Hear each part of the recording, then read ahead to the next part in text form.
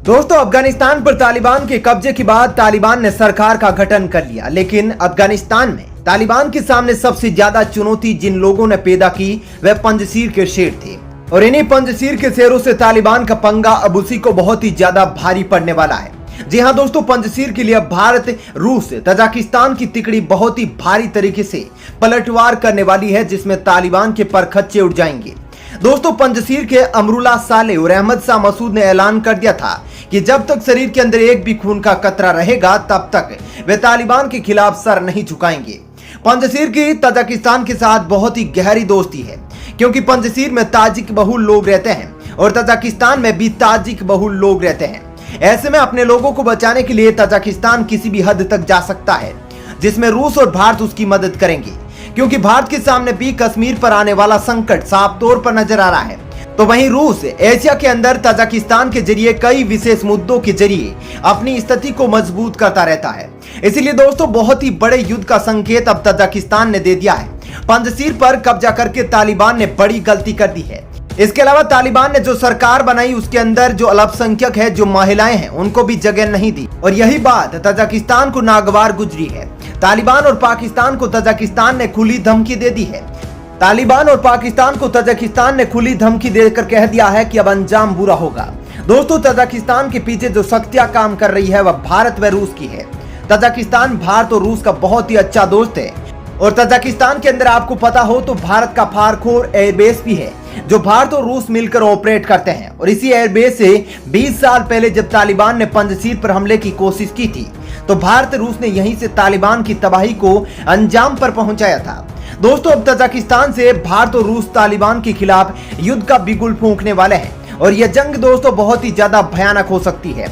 इसके अंदर पाकिस्तान जो तालिबान के साथ गलत मंसूबों पर काम कर रहा है, उसके भी चीथड़े उड़ जाएंगे।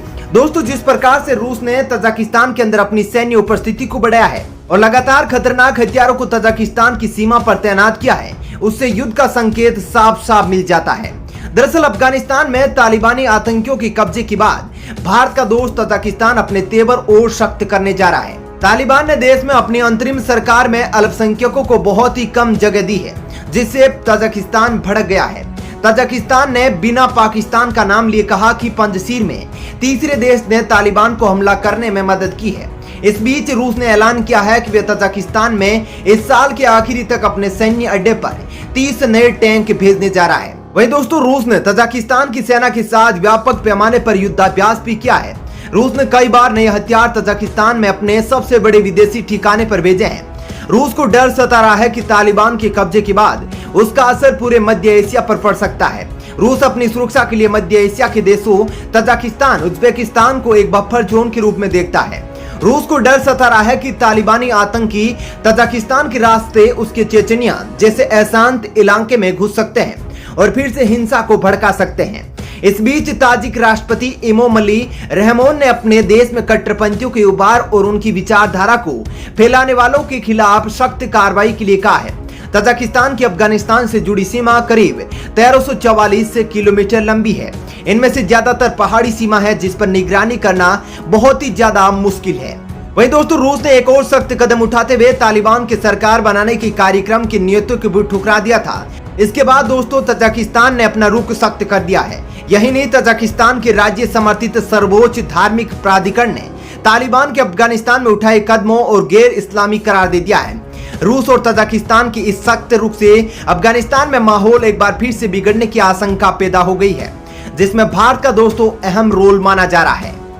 दोस्तों, दुनिया के इतिहास में युद्ध तो बहुत हुए, लेकिन परमाणु युद्ध को जापान के अलावा किसी ने नहीं देखा है। कोई भी देश परमाणु हथियार के उपयोग की कभी भी बात नहीं करता, सिवाय पाकिस्तान की। जब भी पाकिस्तान भारत को धमकी देता है तो अपनी धमकी में परमाणु हथियार के उपयोग करने की लट्टू वाली बात को भारत की ओर उछाल देता है। लेकिन भारत ने आज तक कभी पाकिस्तान की इस बात को सीरियस नहीं लिया है। लेकिन अब बढ़ते आतंकवाद के कारण वर्तमान स्थिति चिंताजनक हुई है।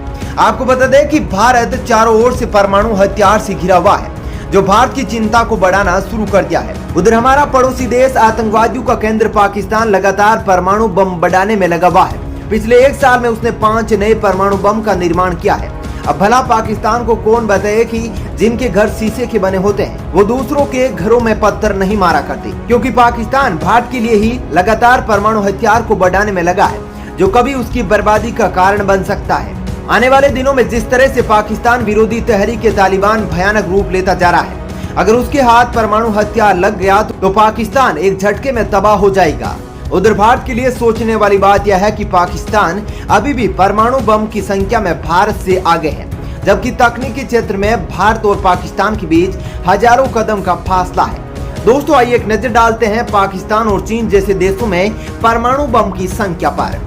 रिपोर्ट की माने तो चीन में 350 परमाणु बम है, पाकिस्तान में 150, अमेरिका में 5550, ब्रिटेन में 225, फ्रांस में 290 और भारत में 156 परमाणु हथियार है। वही दुनिया में सबसे ज्यादा रूस के पास परमाणु हथियार है।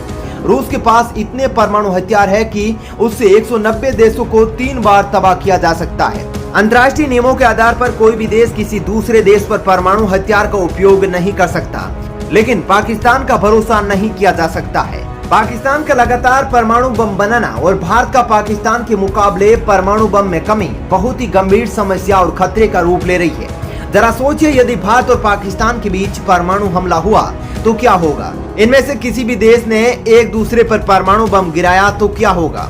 यह बात अलग है कि भारत और पाकिस्तान के बीच जब भी युद्ध हुआ है, पाकिस्तान को मुंह के बल खानी पड़ी है। पाकिस्तान कभी भी भारत से मुकाबला नहीं कर पाया है। जितने भी युद्ध हुए हैं सभी में पाकिस्तान को बैकफुट पर ही जाना पड़ा है।